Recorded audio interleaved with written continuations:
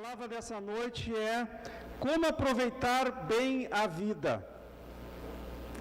O equivalente no mundo a como curtir a vida. A gente ouve muito isso, né? Eu quero curtir a vida. Em dois contextos. Um contexto sem ter Cristo e um contexto num povo que tenha Cristo.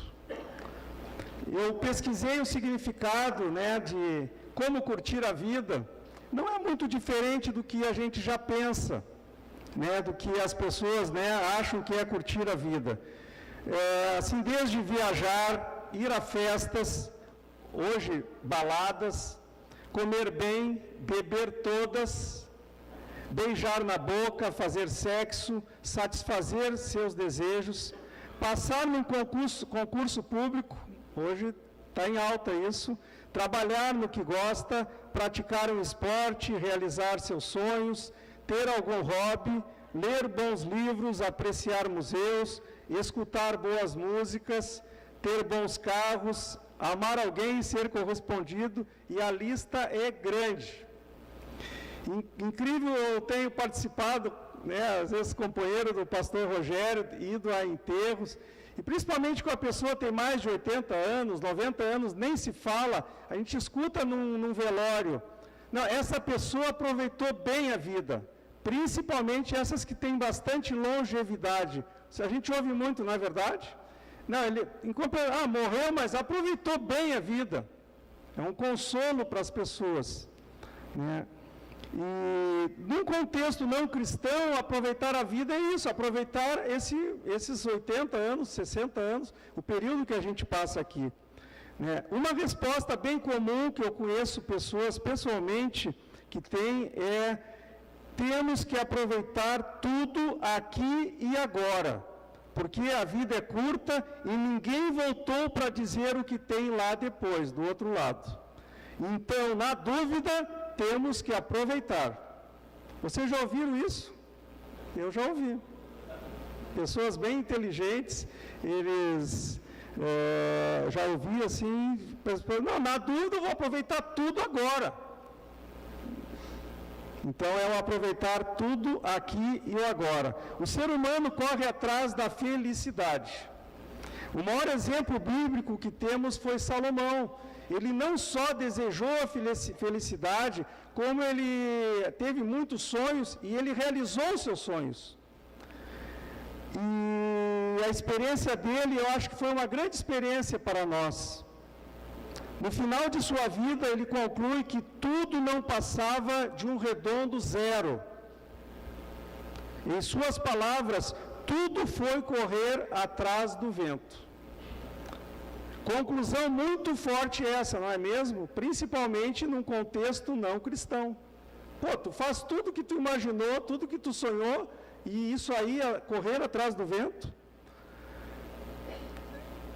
Então, a conclusão é muito forte e muitos não entenderão, né, essa conclusão. Salomão talvez seja o primeiro filósofo existencialista que a história registra. Quer dizer que tudo que se pode aproveitar, no final das contas, não vale nada. Olha o que ele afirma também. Vaidade de vaidades. Tudo é vaidade. Está lá em Eclesiastes 1, 2, bem no início do livro de Eclesiastes.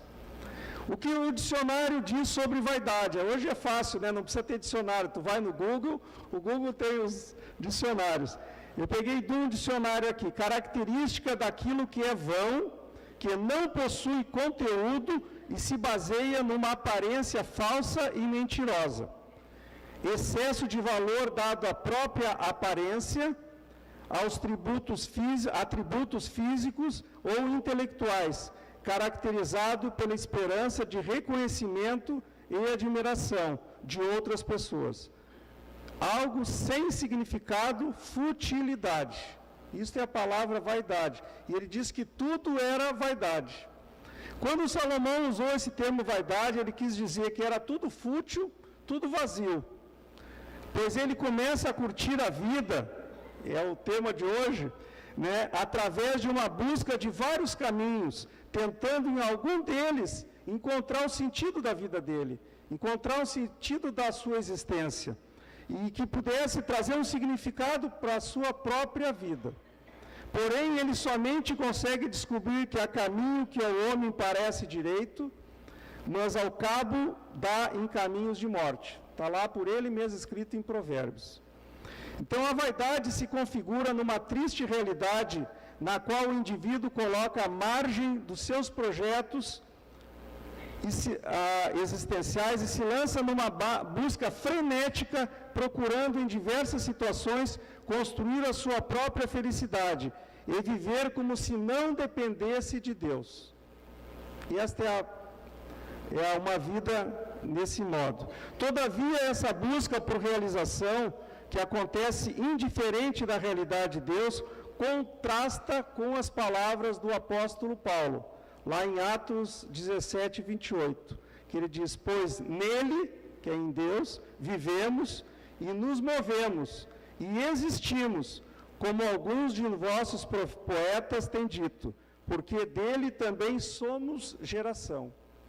Então, viver a parte de Deus, buscando todos esses prazeres, que está, uma vida que está fútil.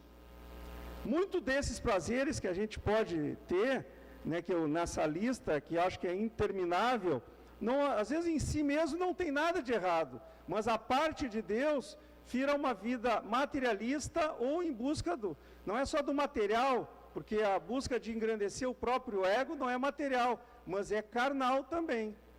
Então é uma busca que não leva a nada, como o próprio Salomão disse. Também Salomão concluiu em Eclesiastes 12, 13, de tudo que tem se ouvido, a suma é: teme a Deus e guarda os seus mandamentos, porque isto é o dever de todo homem, porque Deus há de trazer a juízo todas as obras. Vamos prestar atenção? Ele vai trazer a juízo todas as obras, até que as que estão escondidas, quer sejam boas, quer sejam más. Então, nós devemos se preocupar, então, com as nossas obras. Vai vir a juízo tudo, para os salvos e para os não salvos. Amém? Sabe que eu tenho meditado muito sobre como as pessoas encaram suas vidas, seja em situações normais do dia a dia, como em momentos críticos de doença, falências ou até mesmo a morte. Concluo que o ser humano, sem nascer de novo, vive uma vida de fuga da realidade, pois todos sabem, qualquer pessoa sabe, que a vida dela está numa contagem regressiva, mas ele vive como se fosse eterno, porque ele estaria um homem totalmente desanimado. O que adianta construir alguma coisa? Eu, há pouco tempo, até um parente meu com quase 90 anos, queria trocar um terreno por obra construída, quase 90 anos de idade. Ele morreu agora, esse ano, e o último casamento que eu fui, que ele estava, e ele no fim vendeu o terreno, e ele, mas o meu vizinho, que era um negócio de 2 terrenos para permutar para uma construtora, e o meu vizinho permutou, fez um negócio muito melhor que o meu. Tu vê, ele com 90 anos, ele tinha planos, ele vive como se fosse eterno. E depois daquele casamento que eu me encontrei com ele, que ele me disse isso, demorou talvez 2, 3 meses, e ele morreu. Mas ele tinha planos eternos, então é uma fuga da realidade.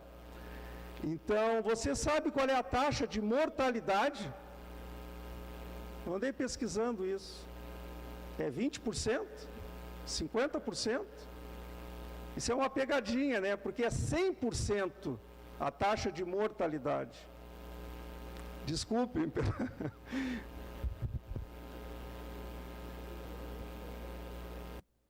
O pastor Rogério diz nos velórios lá, todos nós vamos estar um dia aqui nesse lugar. Resumindo, quem busca com prioridade recompensas nas coisas materiais e nas satisfações que este mundo pode dar, vai receber essa recompensa. Que vai. Ele vai se esforçar, o ser humano, quando põe na cabeça, ele consegue. Se o plano é ter um carro, ele vai trabalhar, pode não ter a casa, mas o carro que vai lhe trazer aquela satisfação, ele vai conseguir. E demais coisas. Mas a recompensa depende da natureza das coisas que desejamos. Se buscamos prazeres em coisas carnais, as recompensas serão carnais. E, portanto, de curta duração.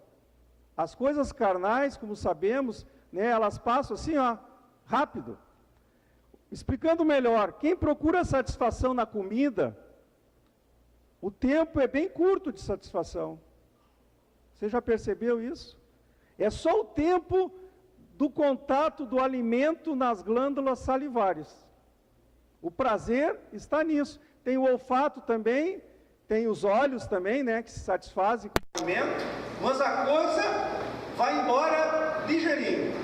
Quando a gente come, depois perde a fome, não é mesmo? Então, a satisfação carnal é isso. Você tem, você satisfaz, e ela dura assim, ó, rapidamente ela vai embora. Algumas coisas podem durar mais, né? Mas limitado a duração da nossa própria vida. Mesmo uma casa vai me dar uma satisfação muito longa, mas ela não vai passar aquela satisfação mais do que a minha própria vida.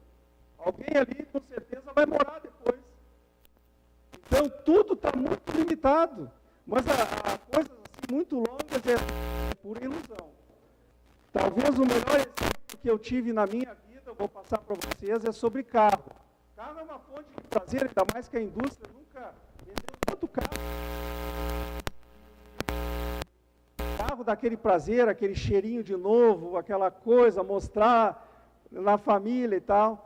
E uma vez eu comprei um carro, eu morava no Lindóia, tirei um carro da agência, da concessionária, novinho, e não me lembro fazer o quê no shopping Lindóia, se pagar uma compra, se comprar alguma coisa. Eu não sei se ainda tem no estacionamento, frente a Assis Brasil, tem uns pilares baixos de concreto, redondos, 40 centímetros de diâmetro, e eu estacionei paralelo a um deles, assim. Saí, fui, e estava com pressa para chegar em casa para mostrar o carro novo, né? Sabe, quando eu fui dar ré, eu torci tudo e dei. Dei com aquele pilar, pegou toda a lateral do carro. E eu não tinha chegado nem em casa. O carro talvez tivesse 20 quilômetros. Porque ele vem com meia dúzia, né? E eu andei até ali, talvez tivesse 10 quilômetros. Mas hoje, isso aí fazem 30 anos, talvez. Não sei nem se eu tinha, nem a Ana Paula tinha nascido. Mas hoje, interessante, eu compro um carro, na mesma semana alguém bate atrás, nem que seja pouco. Naquela semana eu vou no shopping, pega na porta um pouquinho, me tira o elan assim, eu acho que é de propósito que Deus me tira assim, não ponha fé nisto. É muita coisa, olha, eu não me lembro de um carro, ficou muito tempo assim, virgenzinho, assim, não me lembro. Mas aquele da porta ficou assim, marcado, né? Claro que eu tinha seguro, mas o seguro nunca pensou em marchar tão rápido.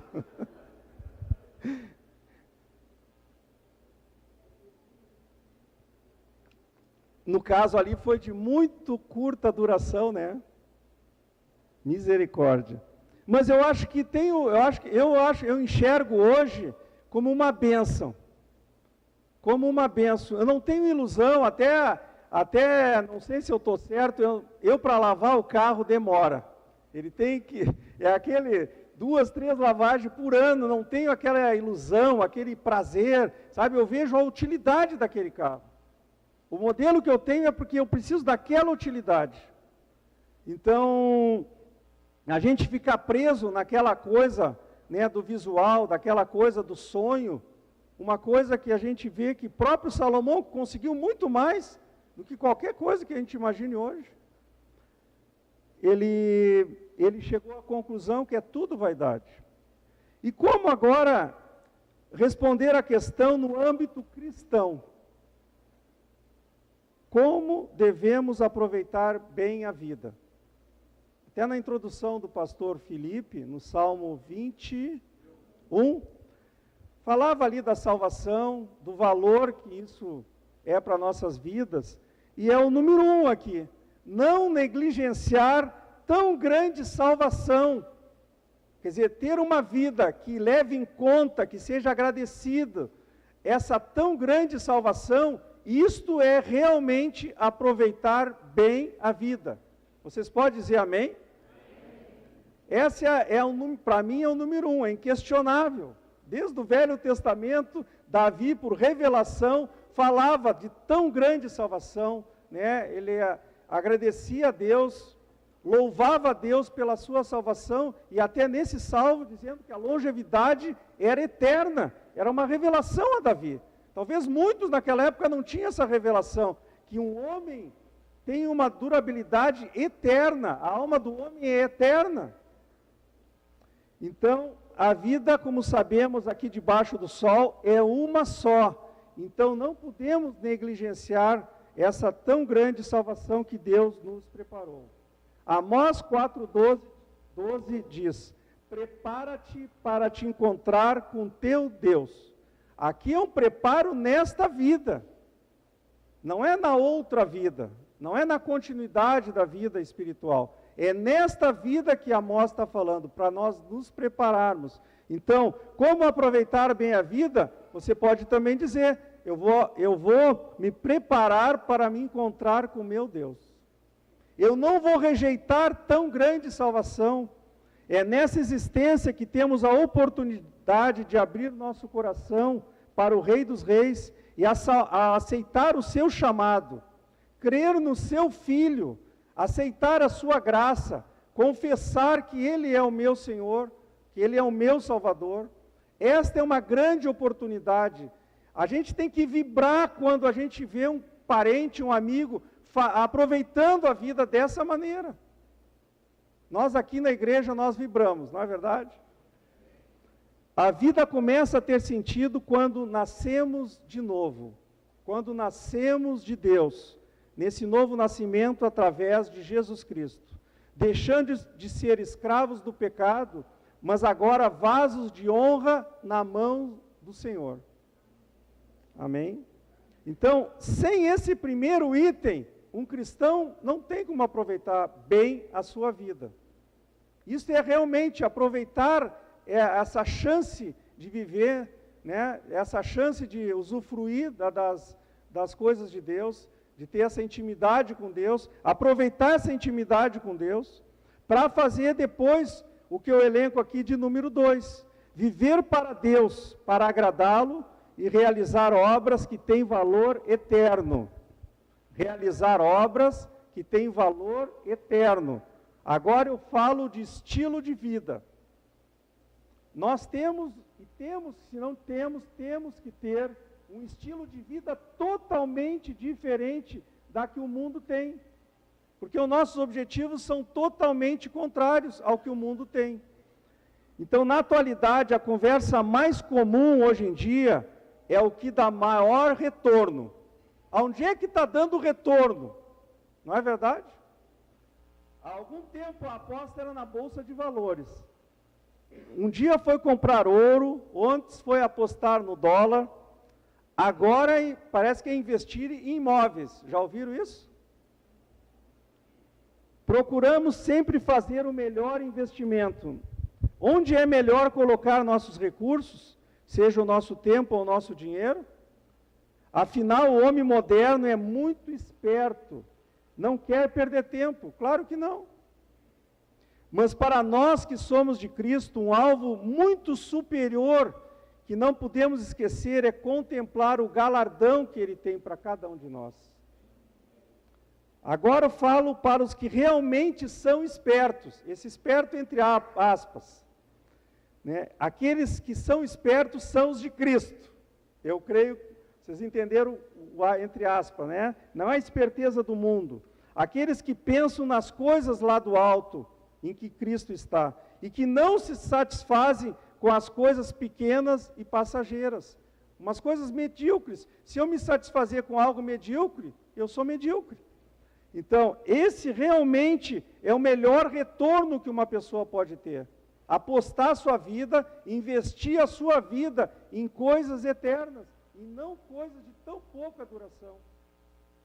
Teve um final de semana que eu fui para a praia, nós estávamos lá em retiro, mas aí um momento só estava eu, a Cristina e a Silvana. E eu peguei, aqui eu tenho net, mas a gente não consegue nem ligar a televisão, pastor. Está tão envolvido. Mas lá eu fui, assim, todos os canais, né? O que tem de canal de ensinar a cozinhar com chefes internacionais é impressionante. O que tem de programas. Eu me lembro quando eu era pequeno, assistia televisão, de manhã com a minha mãe. De manhã, no horário ali das 11 ao meio-dia, tinha quase todos os canais ali. Era do horário do almoço, a dona Benta, uma coisa assim, né? Ensinava a cozinhar. Hoje, qualquer hora do dia, em vários canais, é até uma idolatria aquilo ali, né? E aquilo, como eu já disse, qual é o tempo? O tempo daquele contato na boca, do alimento. Mas eu queria então aproveitar que todo mundo abrisse em Hebreus 11, 6.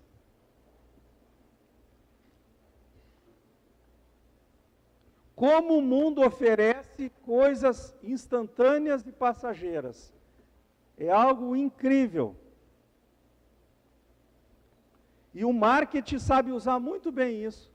Porque as pessoas estão precisando de algo. Então, o pessoal de marketing, o pessoal, as empresas que buscam vender, elas estão fazendo coisas cada vez com maior retorno, mais o seu prazer. Hebreus 11, 6.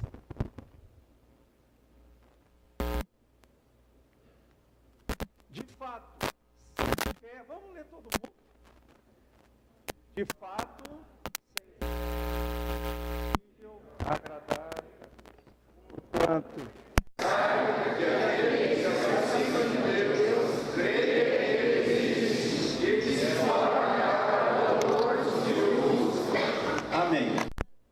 Este verso de Hebreus, um simples verso de Hebreus, já é um compêndio de sabedoria aqui. Nos leva a meditar sobre 3 formas de crença em Deus. O primeiro, o ateísmo, que é não crer na existência de Deus, é a ausência da fé. E que esse verso contrapõe, né? Diz, sem fé é impossível agradar a Deus. Então ele define quem agrada a Deus. Tem que ter fé. Então, o ateísmo fica longe, se opõe a isto. Pelo contrário, tem alguém que crê em Deus. Aí tem 2 formas, o deísmo e o teísmo. O som às vezes complica. Mas o deísmo, Deus existe, mas Ele não se importa com a sua criação. Ele não interfere Ele criou todas as coisas, inclusive o homem, e caiu fora, para essa vida e para a continuidade também. Não revela-se, não se intercede, não interfere, não faz nada. Esse é o deísmo, é chamado também de ateísmo prático, porque na prática, ele não vive para Deus, ele não tem temor a Deus, Deus não vai fazer um juízo, ele crê que Deus existe, porque não vê explicação para a não existência de Deus, mas ele acha que Deus tem coisas mais importantes e não está atento a nós. E para terminar, o teísmo, que é o que nós cremos, que crê que Deus existe e que Deus entra em contato íntimo com sua criação, fazendo intervenções, recompensando e punindo ao aplicar suas eternas leis morais. Isso é o que nós cremos, e é justamente o que Hebreus 11, 6 se posiciona. De fato, sem fé é impossível agradar a Deus, porquanto é necessário que aquele que se aproxima de Deus creia em 2 coisas. Aquele que se aproxima de Deus tem que crer em 2 coisas, não apenas crer numa coisa. Tem que crer que Ele existe, como o deísta crê também, mas o teísta tem que crer que Ele existe e que Ele é recompensador, Ele é galardoador daqueles que o buscam. Essa é a definição nossa. Nós somos teístas. Nós cremos que Deus está conosco. Já foi falado aqui, os louvores dizem isso, né? A nossa oração diz isso. Então, esse versículo, ele salienta essas duas coisas. Mas o que eu quero pegar daqui, porque para nós não é novidade, é que ele é galardoador, ele recompensa, ele dá valor à tua vida e ao que tu fazes. E eu já li que tudo vai a juízo, tudo ele vai julgar. O julgamento do salvo não é para condenação, como sabemos, mas é justamente para essa premiação, para o galardão, né, para essa recompensa eterna. Então devemos crer que Deus tem nos recompensado, já tem nos recompensado. Quem se acha que já está sendo recompensado aqui nessa terra? Quanta paz nós recebemos, quanto amor nós recebemos dele. O sentido da vida que nós temos hoje, o estilo de vida que nós temos hoje, isso vem de Deus. Mas o perdão que nós recebemos, e ele ainda vai nos recompensar na eternidade também. Não só nos dando a vida eterna, me perdoe por esse só, porque esse só é tudo, mas é só para dizer que tem algo a mais do que a vida eterna. Então, não só dando a vida eterna, mas julgando cada ato para dar o galardão merecido. Ele dá ainda isso, nós nem merecíamos, nem a salvação, e muito menos os galardões. Porque trabalhar para o Senhor é um privilégio, é algo fantástico, ele tem que nos usar. Diz que os anjos queriam fazer isso, e ele deu para nós esse privilégio. E ainda ele diz, eu vou te galardoar, eu vou te recompensar. Então eu falo aqui de recompensas espirituais, que ultrapassam essa vida, como estão lá em João 4,13, que o pastor gosta tanto de pregar, da mulher do poço de Jacó, que Jesus afirma, quem beber desta água tornará a ter sede das coisas materiais, daquela lista que nós lemos no início. Mas aquele, porém, que beber da água que eu lhe der, nunca mais terá sede. Pelo contrário, a água que eu lhe der, será nele uma fonte a jorrar para a vida eterna. Amém? Vê a diferença?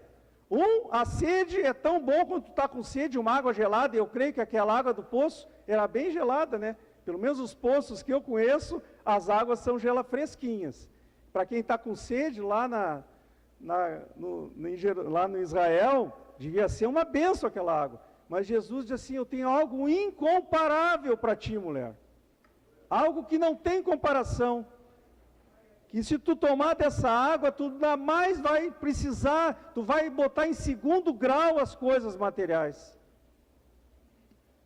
Para nós cristãos, nós temos que viver o agora, sabendo a diferença entre recompensas carnais e espirituais. É bem diferente daquela frase que eu quero viver tudo o aqui e o agora. Eu não sei como é que é depois. Nós sabemos como é depois. Deus nos ama de tal maneira, né, que a gente sabe, está nas mãos dele esse futuro, e a gente sabe que é muito bom. Vamos abrir agora em 1 Coríntios 3:11.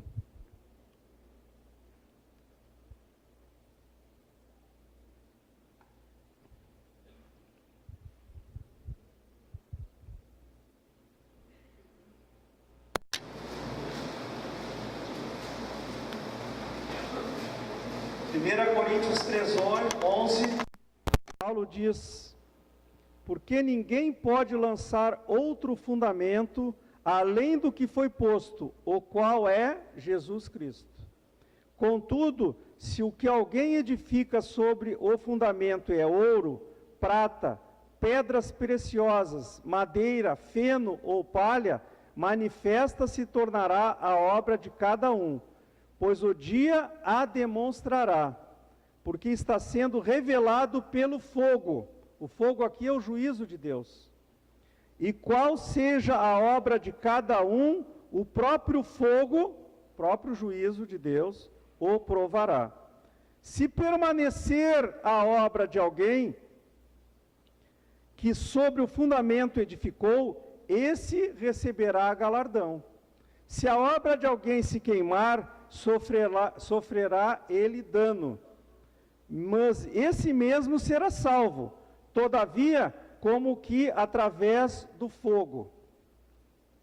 Interessante uma metáfora que Paulo está fazendo aqui, que as nossas obras podem ser de ouro, prata, pedras preciosas e materiais de menos valor, madeira, feno ou palha, de quase nenhum valor. Obviamente, aquilo que é construído com palha, feno ou madeira é devorado pelo fogo rapidamente, como sabemos. Quanto mais precioso é o material, mais valor tem diante de Deus. É uma metáfora para nossas obras, que pode ser mais valiosas ou menos valiosas. Chega o momento em que se descobrirá com que material que cada um construiu, a própria vida cristã. Pois virá o julgamento, o juízo, que é o fogo. Não é um tribunal para a condenação, como a gente disse, mas um tribunal para as recompensas. Aquele crente que foi salvo por sua fé em Cristo e permaneceu na fé, virá o fogo, que é o símbolo chega o momento que se descobrirá com que material cada um construiu. Aquele crente que foi salvo por sua fé em Cristo e permaneceu na fé, mas não se esforçou, não valorizou essa salvação, nada fez, principalmente podendo fazer para a obra de Deus, não terá a recompensa ou galardão que ele pretendia. Será salvo como alguém que vê a sua casa destruída, perde tudo na casa, até a casa, o telhado, os eletrodomésticos, mas salva a própria vida. É assim que termina o versículo 15. Né? Se a obra de alguém se queimar, sofrerá ele dano, mas esse mesmo será salvo, todavia, como que através do fogo. Esse fogo, eu creio ali que não é o juízo. Esse fogo é um incêndio. A pessoa saiu do incêndio com vida, já está bom. Mas em compensação perdeu tudo, né? Perdeu outras coisas. Né? Então aqui estava dizendo, ele será salvo como alguém que vê a sua casa destruída e só o corpo dele salvo. Que claro, para um cristão, ter a vida eterna, cá entre nós, é muito bom. Mas Deus promete coisas maiores. O caráter desse tribunal é galardoador. Porém, sua base são as nossas obras ou serviços prestados para Deus aqui nesta terra. Também Deus vai analisar no que nos importamos e o quanto investimos no seu reino. Porque onde está o nosso tesouro, aí estará o nosso coração. Não é mesmo? Onde é que nós botamos o nosso tempo, o nosso dinheiro? Se nós não nos importamos com as coisas de Deus, nós não vamos... A nossa vida vai ser um retrato daquilo ali. Vai ser um raio-x daquilo ali. A pessoa que se preocupa com as coisas de Deus, está unido com Deus, está dizendo assim, eu sou grato porque tu me salvou, mas eu amo as pessoas que tu ama, né? Essas aí vão receber o galardão. E a vida dela vai ser um estilo totalmente diferente. Falando em galardão, qual é a diferença do galardão e da graça? A graça, o galardão vem de Deus e a graça vem de Deus. Mas tem diferença, obviamente, a distinção, né, é bem clara nas Escrituras. A graça é imerecida. É um favor imerecido, é um presente que Deus nos dá. Ele diz que Ele nos amou primeiro, ainda quando nós éramos pecadores. Então a graça é recebida mediante a fé, sem obras para que ninguém se glorie. O galardão depende das obras do cristão, do crente. O galardão depende das obras. A graça depende totalmente de Deus. O galardão olha para a fidelidade do cristão. A graça olha para a fidelidade de Deus. O galardão reconhece o mais simples serviço. A graça ignora o melhor serviço. O que nós podemos fazer para remerecer a vida eterna? Nada. A graça ignora tudo isso. Como que nós vamos poder pagar um presente? Não tem como. Temos uma tendência de não dar o devido valor ao galardão que Deus promete dar. Talvez porque somos muito materialistas. Queremos ver, queremos pegar nas recompensas aqui, até terrenas. Os galardões são bens espirituais reservados para o futuro, numa outra dimensão de vida, e não sabemos bem como serão. Eu tive meditando, eu acho que foi Deus, desculpe a minha frase, Deus foi muito sábio, é uma redundância, mas se fosse, já pensou, dar uma escala, a gente estaria ali numa maquininha de calcular? Não, é eu confio na fidelidade de Deus. Eu não fico, acho que não conheci ninguém até agora na minha vida cristã que fique computando ou fazendo alguma coisa porque vai receber o galardão. O pastor vai no hospital orar, sai de casa, não, eu tenho que ir porque eu tenho que receber meu galardão. Não, porque quem ama o que faz e ama o próprio autor da vida, eu vejo isso no mais simples funcionário que ama o que faz. Será que ele, quando está trabalhando ali, passou uma hora de serviço, ele diz, ganhei X reais? O cara que ama o que faz, ele se atira no que está fazendo. Ele confia no patrão dele, que ele vai depositar lá no dia. Não é isso? Quem ama o que faz e respeita e conhece um bom, justo patrão, estou falando homem mesmo. Tem muitos homens que são... eu vou pagar até dia 5 e paga mesmo. Isso aí a pessoa ele está trabalhando por aquele prazer. Imagina tu trabalhar para Deus, que é a pessoa mais confiável do universo, a pessoa que tu mais ama no universo, tu não vai ficar medindo as tuas ações por eu vou ir porque senão vou perder o galardão. Mas Deus é tão bom que Ele disse, e eu vou te dar o galardão. Tu não está pensando nisso, mas eu vou te encher de galardão. Amém, irmãos? É uma coisa misteriosa o galardão. Muitas pessoas pensam, não vou pensar nisso agora, mas daqui a pouco a gente vê essas pessoas agarradas nas recompensas materiais. Então será que eu acho que Deus falou tanto em galardão? Eu fui estudar esse assunto, se tu botar numa Bíblia digital, recompensa e galardão no Novo Testamento, nós ficaria dias aqui falando. Será que está ali de graça isso? É um incentivo para nós, é dizer, eu sou justo, eu sou bom, eu sou fiel. O próprio Jesus muitas vezes usou o galardão como incentivo aos seus próprios discípulos para enfrentarem perseguições. Mateus 5,11, podemos abrir.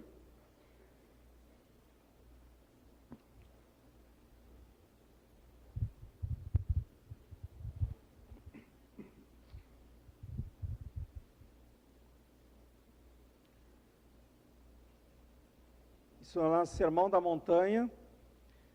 Bem-aventurados sois quando por minha causa vos injuriarem e vos perseguirem, e mentindo disserem todo mal contra vós. Regozijai-vos e exultai, porque é grande o vosso galardão nos céus, pois assim perseguiram aos profetas que viveram antes de vós. Jesus usa o galardão aqui para incentivar, olha, os outros podem estar contra ti, os outros podem te rejeitar, pode te bater, pode mentir em coisa contra ti, mas eu te amo tanto que, tu sofrendo por mim, ainda tu vai receber recompensas que aqui tu não tem nem condições de compreender. É coisas espirituais tremendas que Jesus estava dizendo aqui para os discípulos. E eles, pelo jeito, entenderam muito bem, porque eles sofreram perseguição, mesmo depois da morte de Jesus, praticamente todos foram mortos, foram muito perseguidos, a igreja primitiva foi muito perseguida, e eles estavam ali, firmes, e é o que nós temos que estar aqui, firmes. Quem nunca foi perseguido aqui? Tem alguém? Todo mundo aqui por Cristo, de alguma maneira, foi debochado, riram da sua cara. Comigo foi, eu creio que, estou olhando para vocês, eu creio que vocês de alguma forma foram, mas não se preocupe, tem muito galardão reservado para vocês. E também em Mateus, já que estamos em Mateus 6,19,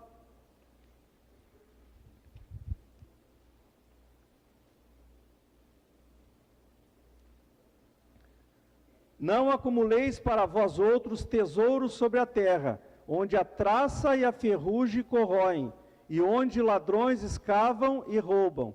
Mas ajuntai para vós outros tesouros no céu, onde traça nem ferrugem corrói, e onde ladrões não escavam, nem roubam, porque onde está o teu tesouro, aí estará também o teu coração. Então ele falou, essas outras coisas pequenas, vai tudo ser destruído. O meu carro é um exemplo. Todo dia ele está sendo, todas as nossas coisas estão sendo destruídas. A nossa casa está sendo destruída. Não, se não é numa coisa, é na outra. É o telhado, uma coisa ali, é um cupim ali, é uma coisinha lá. As coisas estão degradando. É a segunda lei da termodinâmica. Tudo vai do organizado para o desorganizado.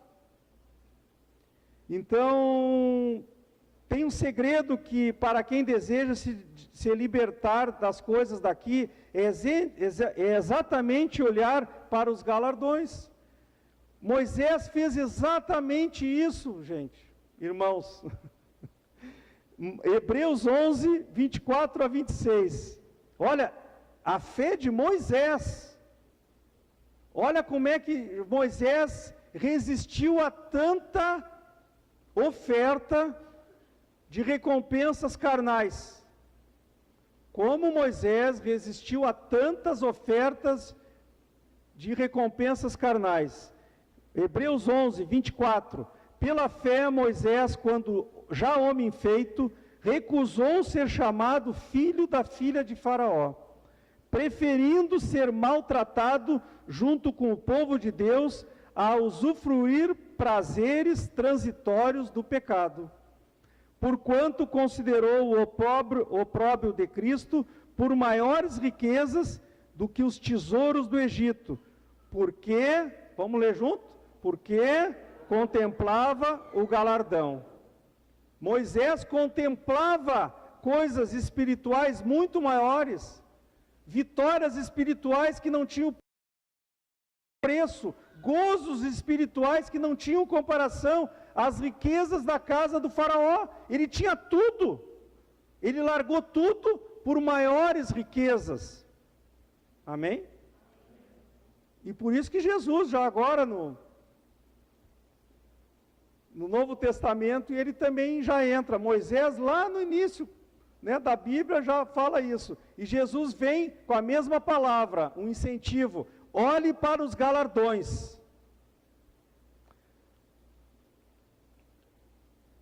Então, temos esse compromisso, fugir dessas coisas carnais, olhando para os prêmios espirituais.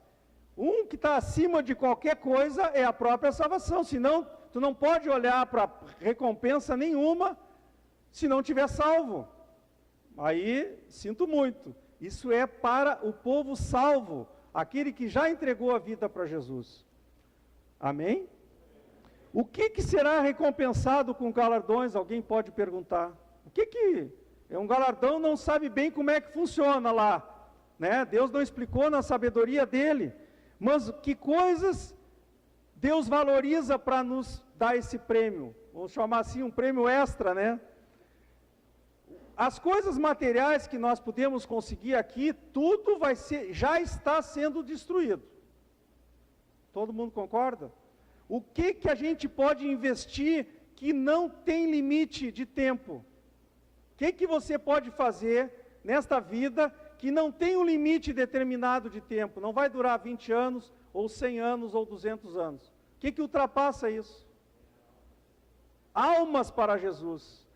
Levar almas para Jesus, ganhar almas para Jesus, porque as pessoas são as únicas coisas que não têm limite.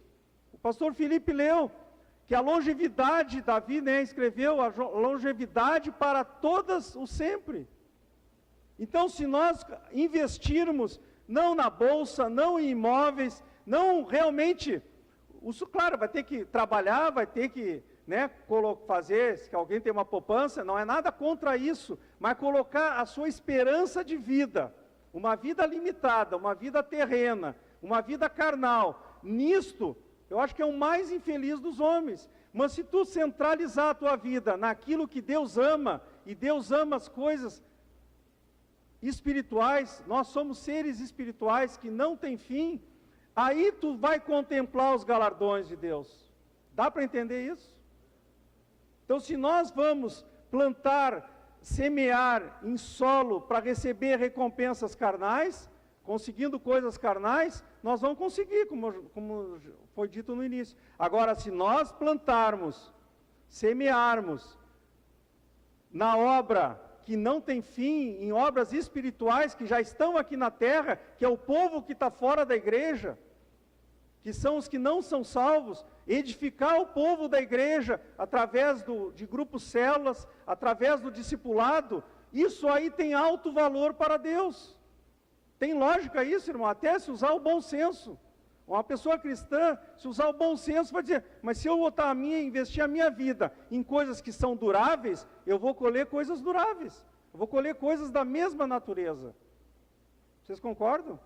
Então, nós estamos aqui na terra, nós temos que comer, não é pecado. Eu gosto de uma manga, e Deus me dá o prazer para a gente comer uma manga, mas eu não posso viver para comer manga. Eu não posso comer, agora vem a época do moranguinho, eu não vou viver para isso. Eu vou viver para amar pessoas. Vocês concordam com isso? Eu vou viver, eu queria ter, nós temos que multiplicar aqui discipuladores, porque às vezes concentra em meia dúzia querer discipular toda a igreja. Deus levantar outras pessoas com essa visão longínqua. Amém? Porque assim, vai ficar, pastor, a igreja de poucos terem muitos galardões. E muitos não terem galardões, vão estar salvos, como se fosse pelo fogo do incêndio. Será que a gente quer isso? Muitos com muitos galardões, poucos com muitos galardões? Não, nem Jesus quer isso. Eu acho que até isso aí para envaidecer as pessoas não é bom. O bom é que todo mundo tenha galardão, todo mundo esteja comprometido com a obra de Cristo, comprometido com pessoas, com o seu coração, assim, eu quero ganhar almas para pessoas. Ontem teve uma reunião de final de ano lá em casa da cela, e eu falei, né, que eu queria ver aqueles discípulos, eu vejo ele como filhos. Até o Curte estava ali, um pouquinho mais velho que eu, mas espiritualmente eu vejo como filhos. E o prazer de um filho é ver a maturidade um prazer de um pai é ver a maturidade de um filho, ver ele crescer, ver ele cuidar de pessoas, no caso, cuidar dos netos espirituais. Né? Isso vai trazer grande satisfação também para o nosso Pai. E Ele é fiel, Ele vai dar o galardão.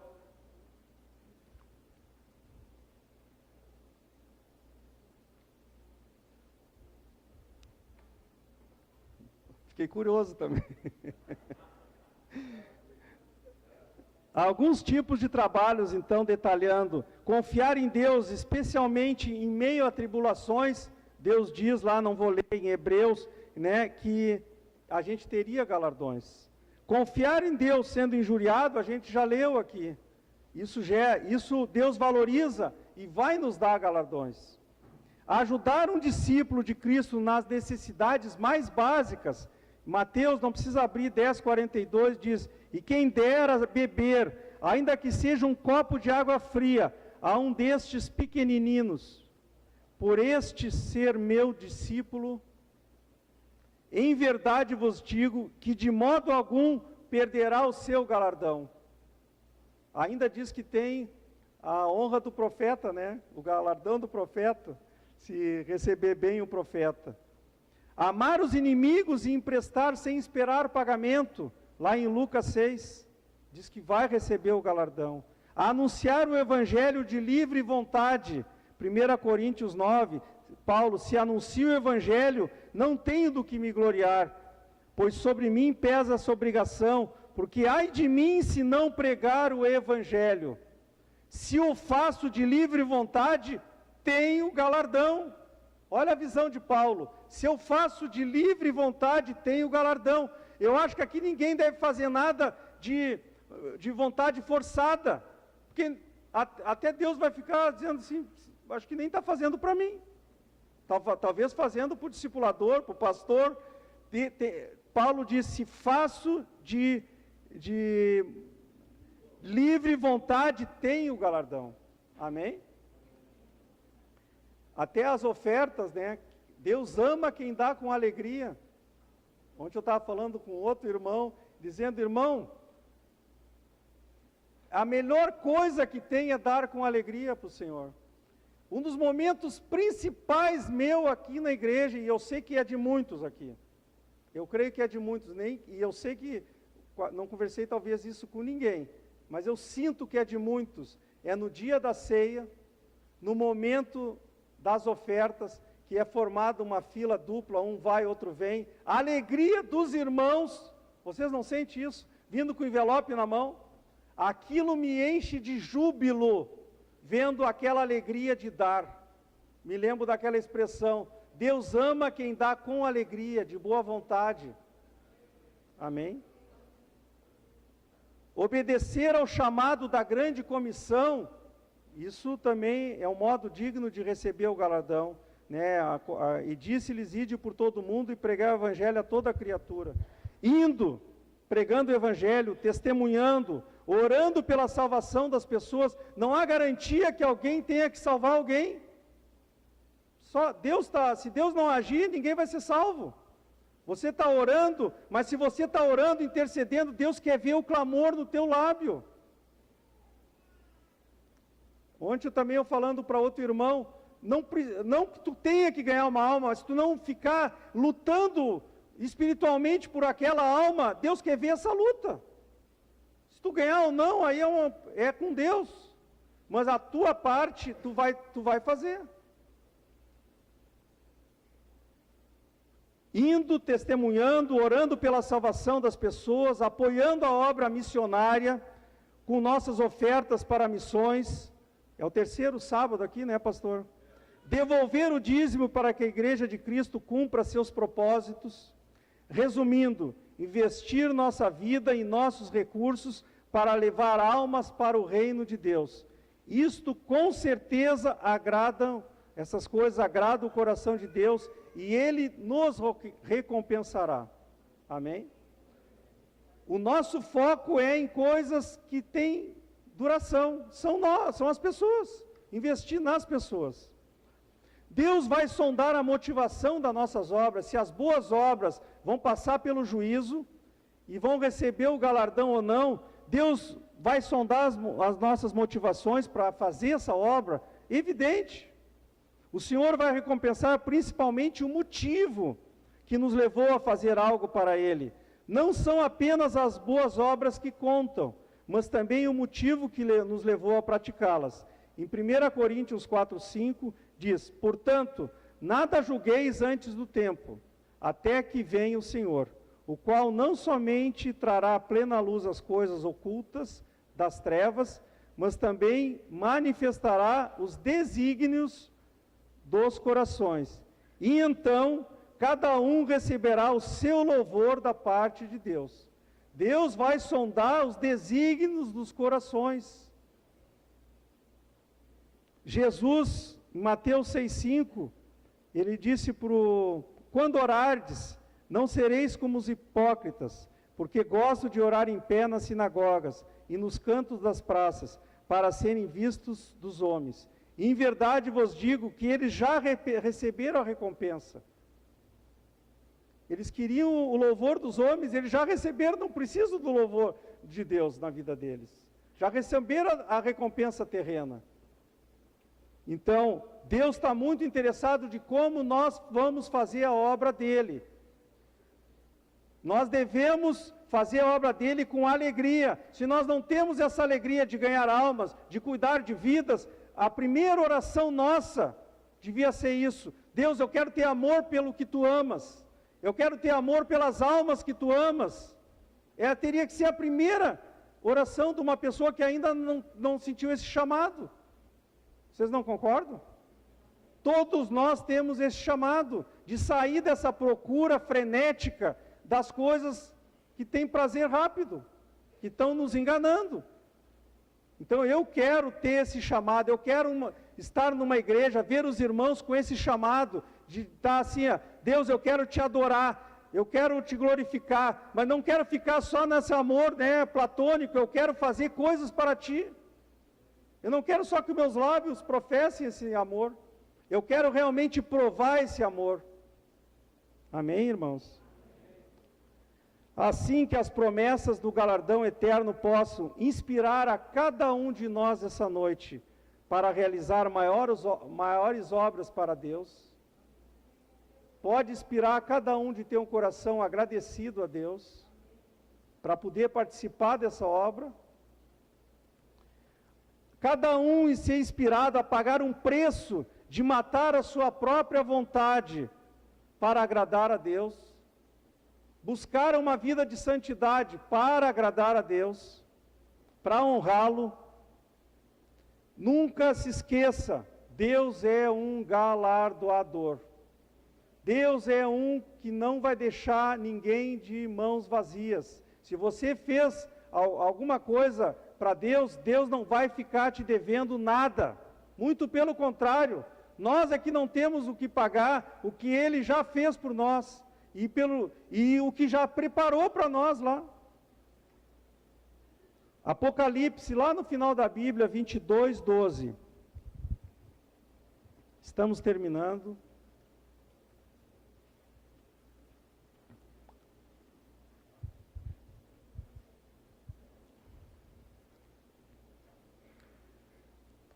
Apocalipse 22:12. E eis que venho sem demora, e comigo está o galardão, que tenho para retribuir a cada um segundo as suas obras. Resume tudo que foi falado aqui. Amém? Nenhum discípulo sábio há de negligenciar tão grande volume de textos bíblicos, ou lançar fora tão grande incentivo para a santidade, que é essas palavras dos galardões e das recompensas.